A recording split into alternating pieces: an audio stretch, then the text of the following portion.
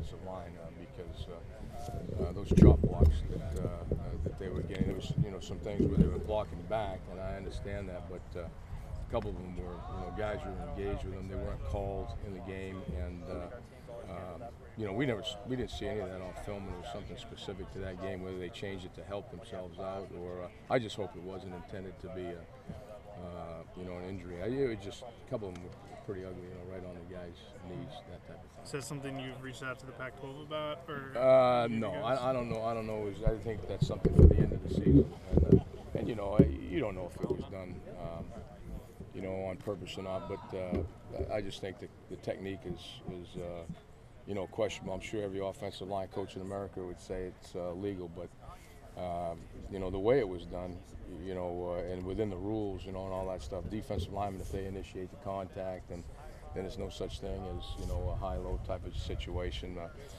But it was pretty damn close, and it was just unfortunate that it happened to those guys. But like you said, we were talking about, we're moving on.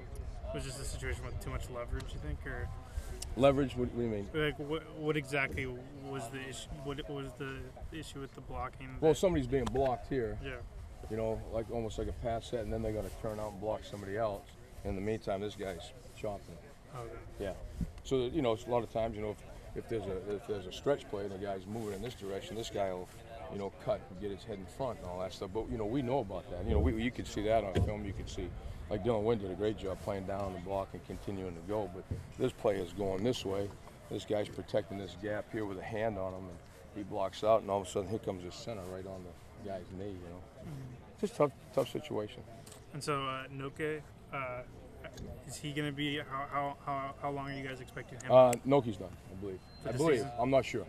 You'd have to ask Coach Riley. You have to ask the trainers, but his is a little bit more severe than Grimble's at this point in time, as far as I know. I don't really know.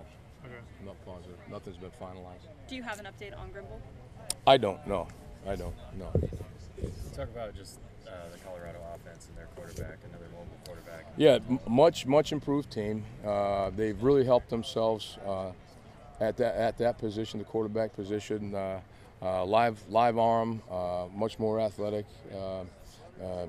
Has had a lot of success. They're putting up big numbers this year, and a lot of different type of offense too.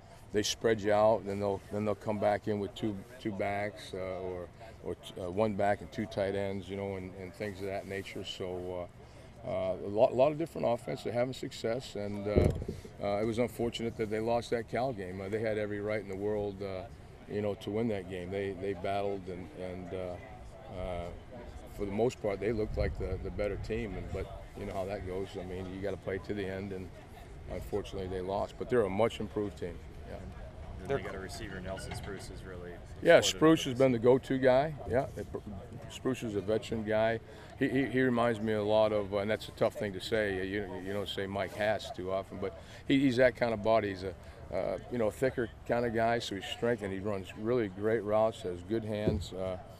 Him and Mulaney were in the same league back in high school, and when those two guys came out, they were the two top receivers in that part of California.